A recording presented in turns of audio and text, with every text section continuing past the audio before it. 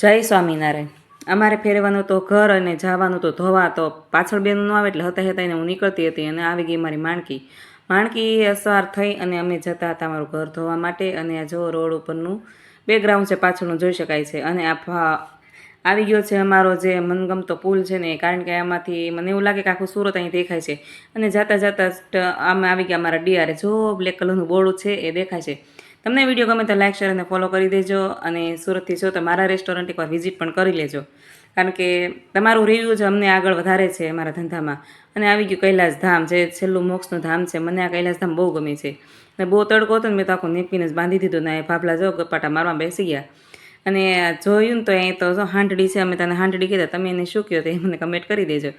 અને જો આ ત્યાંનું વ્યૂ છે। અને આગળ હેલા ને ત્યાં હતી ગુરુવારી, એ તો હાલ ગુરુવારીમાં તો એકવાર જોઈ આવી શું છે શું નહીં, લે નહીં તો કાંઈ નહીં, પણ પાણીપુરી તો હોય જ, કારણ કે પાણીપુરી મને આ ગુરુવારીની બહુ જ ભાવે છે। એનો ટેસ્ટ પણ બહુ મસ્ત છે, કે મારી ફેવરેટ વસ્તુ જ છે પાણીપુરી। જો કેવી મોઢામાં ફટક દઈને નાખી દીધી, આમ મોઢું ન ખુલે મારું, પણ પાણીપુરી હોય તો આખું મોઢું હું ખોલી નાખું।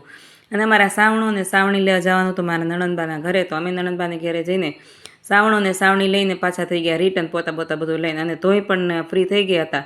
અને વાગી ગયા 5 અને હું અને મારો ભાઈ નીકળી ગયા રેસ્ટોરન્ટ જવા માટે। અને રેસ્ટોરન્ટ જઈને જોઈ કે તો આ ભાઈ મળ્યા હતા તવો સાફ કરવા માટે। આ તવોમાં જો કેવા ભડાકા કરે, આવા ભડાકા કરી કરીને બધું બાળી નાખશે આ રોયો તો એવું લાગે, પણ ના આમ જ કરવાનું હોય, જેથી કરીને તવો છે મસ્ત રીતે ગરમ થઈ જાય। અને પ્લીઝ તમે એકવાર આવજો। અને જો અમારા આ કડક પેપરની પણ તૈયારી થઈ ગઈ, કારણ કે થોડાક કડક પેપર હોય તો ટ્રાફિક હોય ને તો વાંધો ન આવે। Thank you.